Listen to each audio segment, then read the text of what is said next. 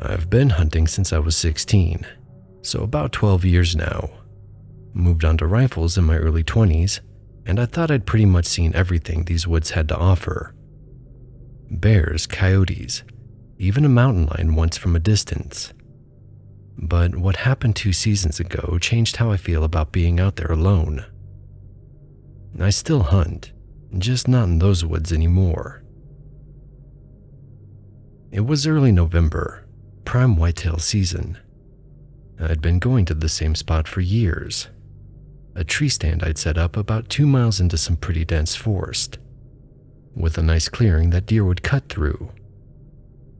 I got there stupid early, like 4 in the morning, because I wanted to be settled in before first light. The hike in was in complete darkness, except for my headlamp, and right away I could tell something was different. The smell hit me first. Instead of that normal crisp fall air smell you get in the woods, you know, leaves and earth and that fresh cold, it smelled stale. Dead almost. Like when you open up a room that's been closed off for too long. I kept walking and figured maybe I was just tired, and my brain wasn't fully awake yet. Sometimes your mind plays tricks on you in the dark. But then I started to notice other things. I'd walked this trail dozens of times and knew it pretty well, and there were marks on the trees I definitely didn't remember. Deep gouges in the bark, way up high, like something had been sharpening its claws. I thought it was a bear. We had black bears in the area, and while they usually kept to themselves, a big male absolutely leaves marks like that. I got a little nervous, but figured as long as I was smart about it and kept my distance, I'd be fine. Bears don't typically mess with people unless you surprise them or get between a mother and cubs. I made it to my stand and got myself situated. It was one of those gray, hazy fall mornings where the fog sits low and visibility isn't great. Not ideal, but I'd hunted in worse. The hours ticked by and it was quiet. Too quiet, actually. I wasn't hearing the usual forest sounds. No birds, squirrels, and more importantly, no deer.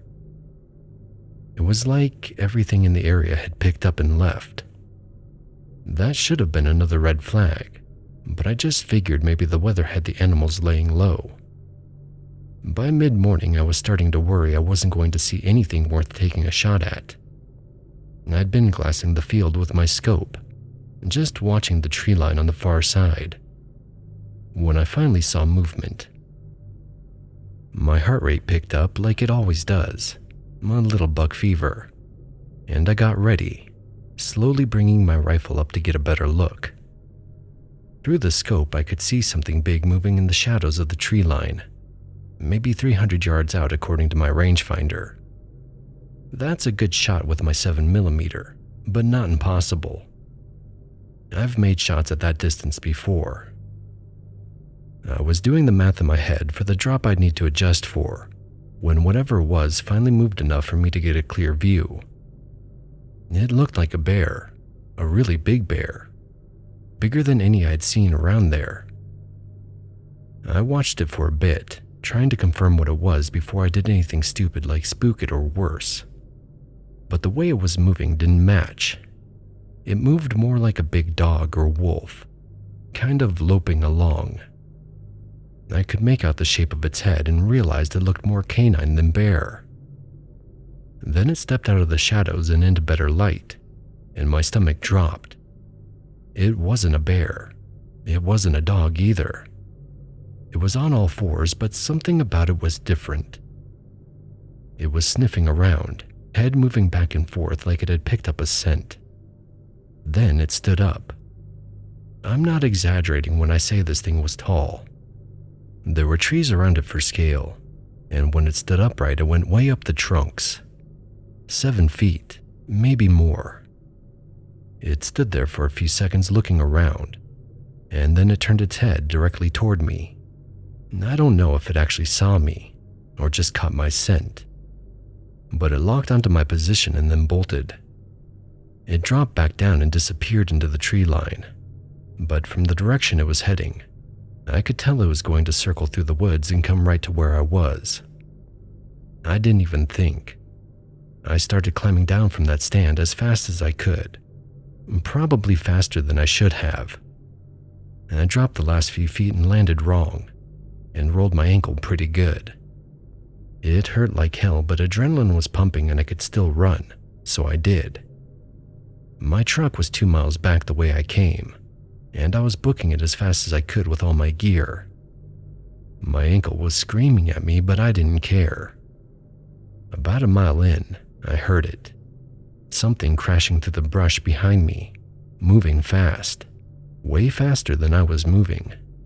I knew it was going to get me soon. The woods were thick where I was, and I couldn't see more than 20 feet in any direction. I dropped my pack and took a knee, then brought my rifle up. I've never fired at something I couldn't identify before. That's rule number 1. But I was terrified. I aimed high and squeezed off a round, just trying to scare it off. The crashing stopped immediately. Just dead silence. I waited there for an eternity, actually more like 5 minutes, rifle up and ready. I never heard it leave, never heard it circle back. It was dead silent. I got up and hauled ass the rest of the way to my truck, but the whole time I felt like something was watching me. You know that feeling when the hair on your neck stands up and you just know something's there even though you can't see it? That's what I had. Nothing else happened though, and I made it out with just a sprained ankle. That was 2 seasons ago. I haven't been back to that spot since, and I don't plan to. I'm hunting different woods now, closer to other people, closer to roads. I haven't seen anything like that since, and I hope I never do again. I still don't know what it was, but whatever it was, it knew I was there, and it was coming for me.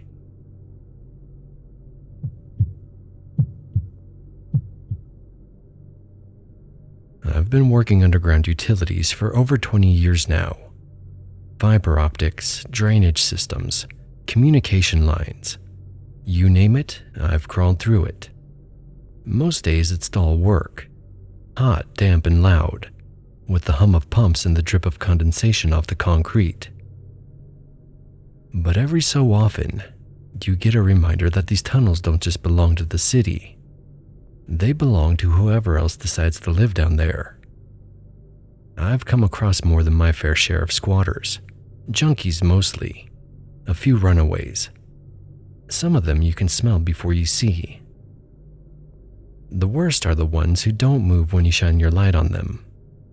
They just sit there, blinking like they can't tell if you're real. So yeah, I don't like going down there more than I have to. A few years back, my partner Dave and I got called out to a job on the south end of town. Fiber optics outage affecting half a dozen businesses. IT flagged it as a physical break somewhere in the flood control corridor. The dispatcher said the break signal came from a junction about a mile into the tunnels, near the 9th Street spillway. That section runs parallel to the old storm drain, a long echoing stretch of concrete with barely a foot of water trickling down the middle. We pulled up mid-morning, backed the truck to the access hatch, geared up and dropped in.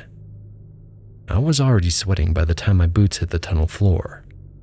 Dave and I split up not long after we started. There's too much ground to cover otherwise. We kept radios on the same channel, just in case one of us ran into a blockage or something. 20 minutes, check in, he said before heading down his side. Copy that, I told him. I went east toward the older section, following the orange conduit that runs waist-high along the wall. The line hummed faintly, or maybe that was just air moving through. Hard to tell in those tunnels. Everything echoes like it's right behind you. After a while, I started noticing trash. Empty liquor bottles, food wrappers, dirty clothes matted to the concrete. A couple of hypodermic needles glinting in the flashlight beam. Typical signs of people living down there, but no voices or movement, Still, I could feel that tight, anxious feeling in my gut. The kind you get when you know you're not alone, even if you can't prove it. About 20 minutes in, Dave radioed. "Nothing yet on my end. You?" "Same," I said. "I'm gonna keep going another few hundred feet." "Copy that. Watch for breakage. They said it was close." I kept walking. My light caught where the tunnel curved left, and that's when I heard it. A clicking sound. At first, I thought it was just dripping water, but it wasn't random. It came in short bursts, like someone tapping a rock or a piece of metal against the wall. Click, click, click, pause, click. It stopped when I swung the flashlight that way. "Dave, you hear that?" I said into the radio. "Nothing but static." That wasn't unusual. Signals fade bad underground, but it didn't help my nerves. I took a few steps closer to the curve. The tunnel was bone dry except for the trickle in the center channel. My light picked up another pile of trash, an old blanket, and an empty propane canister. These looked new, and you could tell whoever had been living here hadn't been gone long. A few minutes later, I found the problem. A section of the fiber line sagged toward the floor. The orange casing was split open, and the inner cable was shredded. The sheathing is tough stuff, reinforced plastic. It'd take a sharp blade and serious effort to get through it clean. But this looked like it had been ripped clean through. I crouched down, ran a gloved hand over it. The edges were frayed, like something had dug in. I didn't know what to make of it, and I decided I'd seen enough for now. I'd head back, grab the repair kit, and radio Dave from topside once I got clear. I stood up and turned to go, and that's when I saw it. A flash of motion, white and shiny, slipping around the corner ahead of me. It looked almost human, but the way the light reflected off of it reminded me of plastic. It was too smooth, like someone naked but covered in oil. I didn't want to find out what kind of weird things happened down there. Luckily, my route kept straight, and I didn't have to go the way it went. I just had to pass the intersection. I picked up my pace. My boots echoed off the walls. The tapping started again, only now it sounded closer, like right behind me on the concrete. Then I heard what might have been footsteps, soft but fast, like something dragging its feet. I turned, light sweeping the tunnel, but there was nothing there. The sound stopped the instant I moved. My radio hissed with static again. I keyed it anyway. "Dave, you copy? I think someone's down here." I got no answer and I didn't bother trying again. I kept walking, trying not to look back. And I was thinking happy thoughts, so my imagination didn't go crazy with what was making that sound. After a while, I saw the faint glow from the ladder well ahead, daylight leaking down from the access hatch, maybe 200 yards to go. That's when I heard glass rolling. Something had kicked one of those liquor bottles. It clattered down the tunnel, stopped, and then rolled again. I turned with the flashlight up and saw it. It was half hidden behind a mound of trash and rags near the wall. I thought it was just another squatter, but the skin, if that's what it was, looked smooth and pale, like wet wax. Its back was arched, ribs showing, the spine sharp enough to cast shadows. I could have counted the vertebrae if I had the mind to. It didn't move. It just stayed there, crouched behind the pile. That was all I needed to see. I ran. When I got to the ladder, I hauled myself up faster than I should have, scraping my knuckles on the rungs. I popped the hatch and stumbled into daylight, breathing hard. Dave was already by the truck. He looked pale and his hands were shaking. "You all right?" I asked. He nodded, but barely. "You seen it too?" I stopped cold. "What?" He rubbed his face. "I was heading back when I heard glass breaking. Thought it was you." Then I saw, I don't even know what it was. It was white, moving on all fours. We sat there for a long minute not saying anything, just letting the quiet sink in. Eventually, we both agreed we must have seen the same thing. Whatever it was, it hadn't tried to hurt us. It kept its distance. We checked the map and realized there was another access point that could get us to the damaged section from a different branch. So we waited until midday when the light came straight down the hatches and went in again, one of us watching while the other worked. There was nothing out of place this time, just the hum of the new line once we patched it up. I've never seen anything like it again. Sometimes I wonder if it was just a person, someone too far gone to care they were naked and half-starved in the dark. But Dave said he saw the same thing, the shine of the skin and how it moved on all fours. You spend enough years working under the city, and you stop asking questions. There are things down there you don't ever want to meet.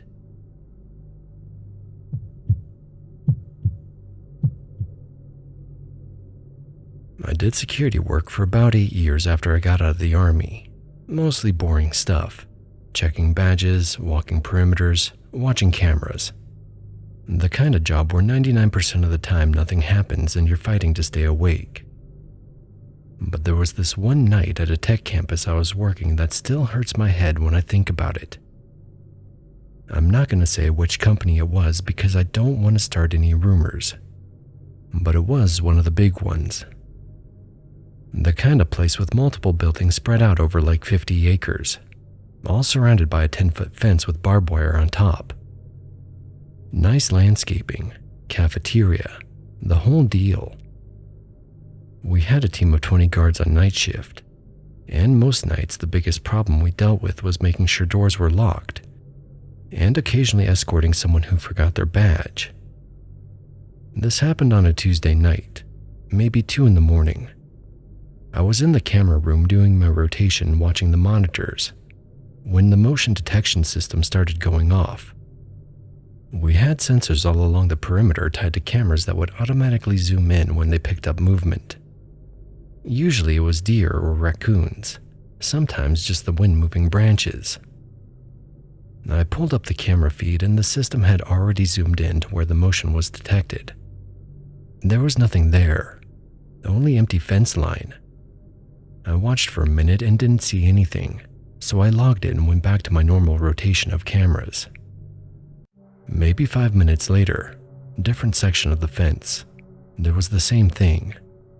Motion detected, camera zooms in, and again nothing there.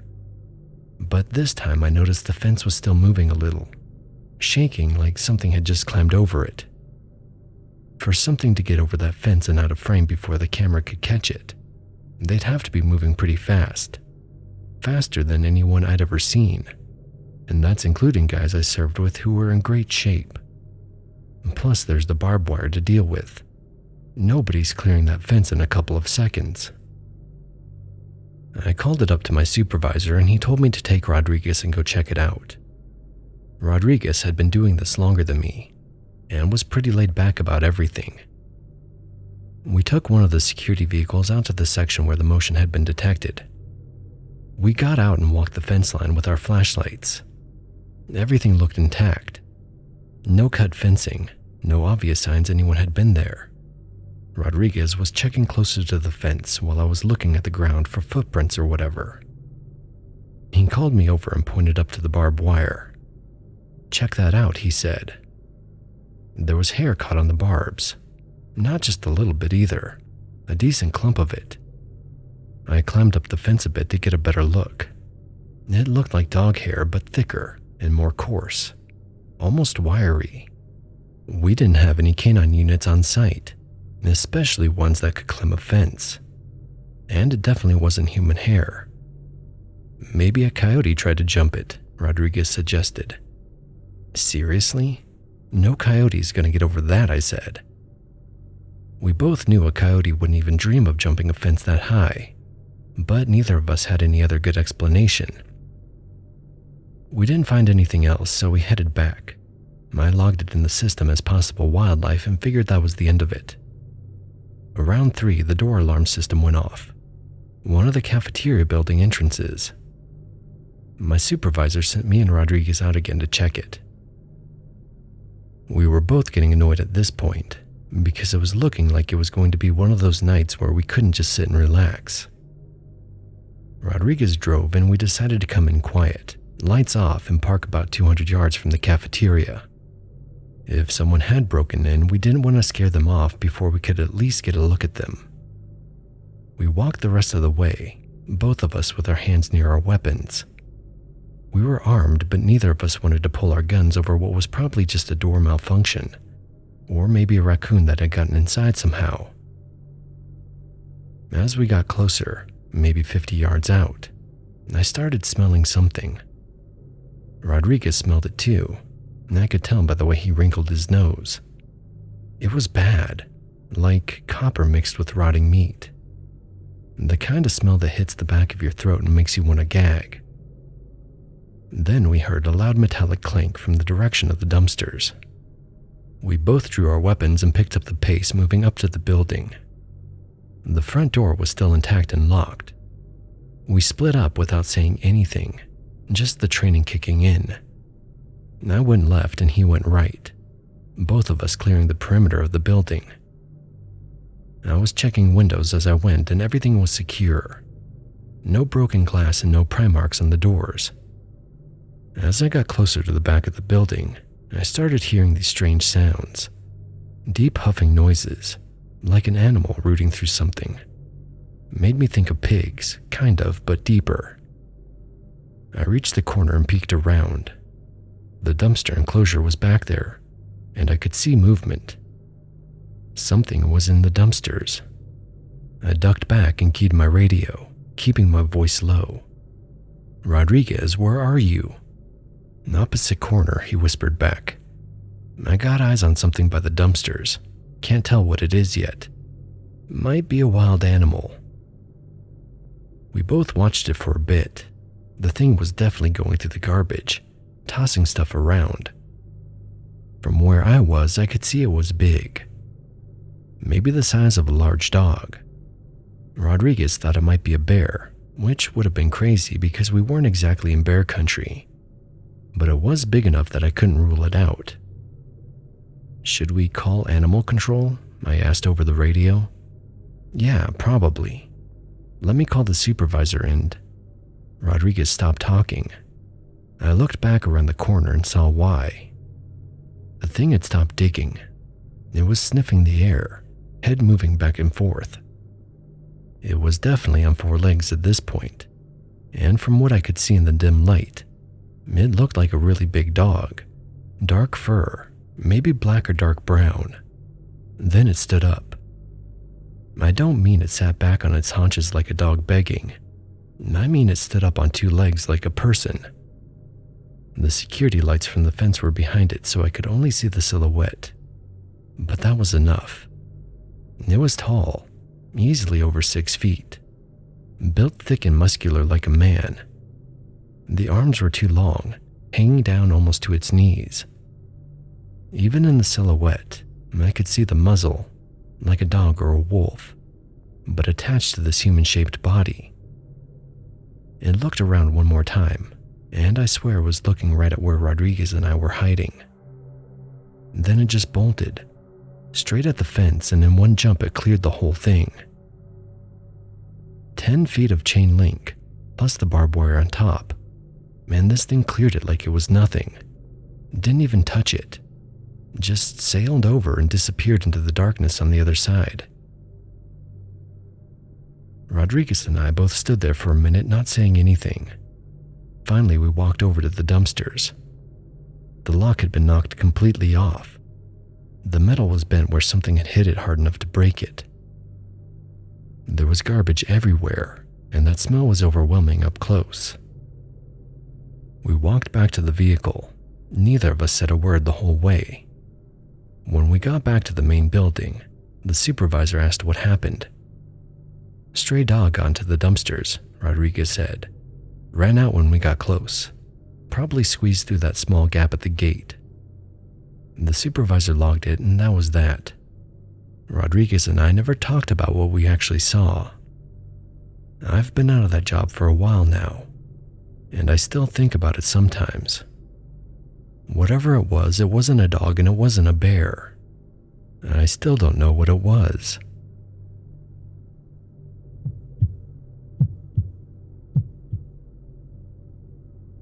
I grew up in northeastern Arizona on the res, back in the 90s, before everyone had cell phones and constant contact.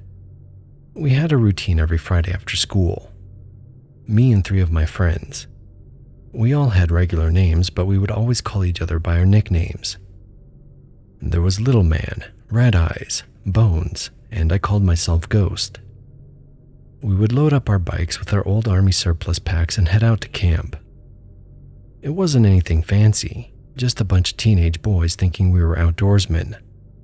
We knew a handful of spots out in the brush where no adults would bother us.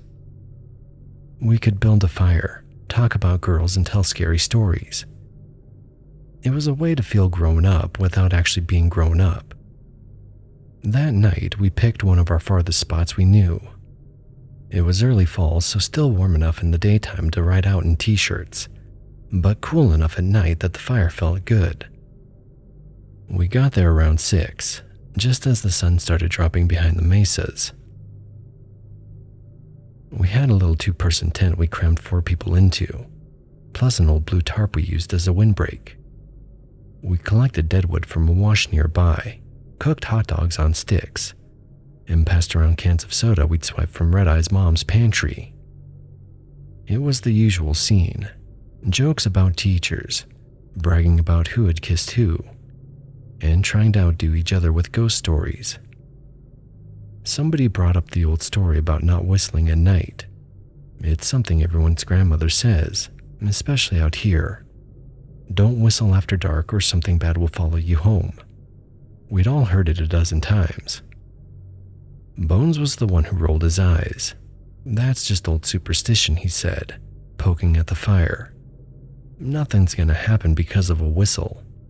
You guys actually believe that? Red Eye shrugged. Better safe than sorry. Little Man chimed in. My uncle swears he heard whistling back once. Said he had nightmares for weeks. Bones just laughed. Yeah, okay.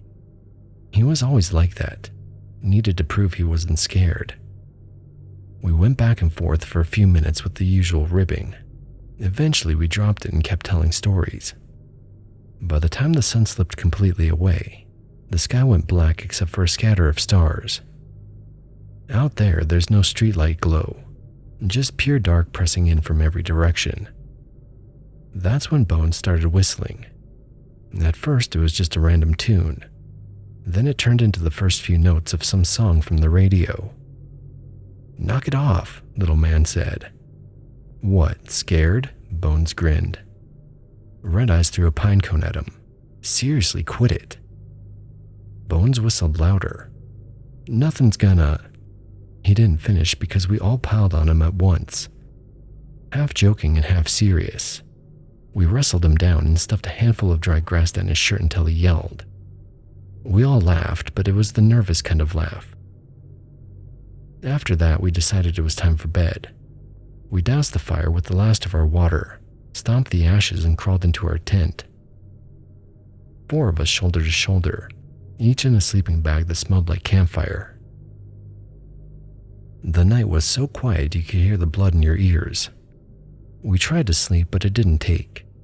Someone started whispering about a girl at school, which led to a story about sneaking out, which led to more laughing. It was probably close to 11 when Red Eyes suddenly said, "Shut up a second." We all went silent. That's when we heard it. Faint but steady, drifting through the dark. It was drums. Not like a band drum kit. It was one we used in our ceremonies, creating a low, slow beat carrying over the brush. Thump, thump, thump, thump, thump, thump, over and over. We listened for a good 5 or 10 minutes. Nobody said anything. The rhythm wasn't close, but it wasn't far either. Out there, sound travels strangely. Finally, little man whispered, probably someone's ceremony. Or some drunk uncle, Bones muttered. We kind of all chuckled at that, trying to shake off the tension, and eventually rolled over to sleep. That night I had the worst dream. In it, I was running down a dirt road with a coyote chasing me. Except it wasn't a normal coyote. Its body was mangy and thin, but the face was a man's. Not like a mask, more like a man's face stretched over a coyote's skull. It kept getting closer no matter how fast I ran. Just when it reached out to grab me, I woke up in a cold sweat. I lay there for a second trying to slow my breathing, telling myself it was just a dream. That's when the tin zipper moved. Red Eyes bolted inside, nearly tripping over us. He was pale and his eyes were huge. Don't go out there, he hissed. Little man sat up. What happened? Red Eyes shook his head, hugging his knees to his chest. It took a full 5 minutes for him to talk. I went out to pee, he finally said, like 20 yards out. I saw, I don't know. It looked like a coyote, but it was walking on 2 legs. Not big, but he made a circling motion with his finger. It was going around the campsite. Bones snorted. You're full of crap. I'm not lying, Red Eyes snapped. I saw it. Little man then said, I told you not to whistle. Bones rolled his eyes. He's just trying to get back at me. Red Eye's face went red. You think I'm making this up? Go look for yourself then. There was a long pause. Then Bones pushed his sleeping bag down. Fine, I will. He crawled to the flap and unzipped it. Cold air rushed in. The 3 of us stayed inside, heads poking out like little kids. We watched him step out into the darkness with just a flashlight. See, he called back softly. Nothing. He took a few steps further, shining the beam across the scrub. We couldn't see much, just silhouettes of mesquite and the pale strip of the dirt wash. The flashlight flicked left, right, then disappeared behind a clump of brush. He was gone longer than I expected. A minute, maybe 2. Long enough for me to start feeling that prickle at the back of my neck. Then we heard running. Bones came crashing back, dove into the tent, zipped it shut and yanked his sleeping bag over his head. His whole body shook. What? Little man whispered. What did you see? Bones didn't answer. He just kept his face covered, breathing hard. Red Eye sat back, staring at the flap. Told you, he said quietly. None of us slept after that. We stayed huddled together, whispering once in a while, and jumping at every sound. The night stretched on forever. At some point, the stars started fading, and the first hint of dawn showed on the horizon. Only then did we unzip the tent and look outside. There was nothing there, no tracks, and no sign anyone had been walking circles around us. Just our dead fire pit and the bikes leaning against the tarp. We packed up fast. Nobody said much on the ride home, just the sound of our tires crunching gravel. When we finally split up near the road, Bones still hadn't looked any of us in the eye. I've thought about that night a lot over the years. I've told myself 100 times maybe Red Eye saw a stray dog limping, or maybe Bones spooked himself in the dark. Maybe the drums were just someone partying a few miles off. But then I remember my dream, the coyote with a man's face, and how Bones looked when he came back into the tent, white as a sheet, shaking like he'd been in a car crash. We were just dumb kids playing outdoorsmen, thinking old rules didn't apply to us. Out here, some people have their reasons for not whistling after dark. Some things you don't test. Even now, decades later, sometimes I'll wake up from that same dream, running down a dirt road with something chasing me, reaching out just before I wake up. I'll lie there in the dark, drenched in sweat, telling myself it's nothing. But deep down, I know exactly what we ran into that night. You have been watching Noir, a Radion production brought to you by Trapper Dan, the finest in canned survival food.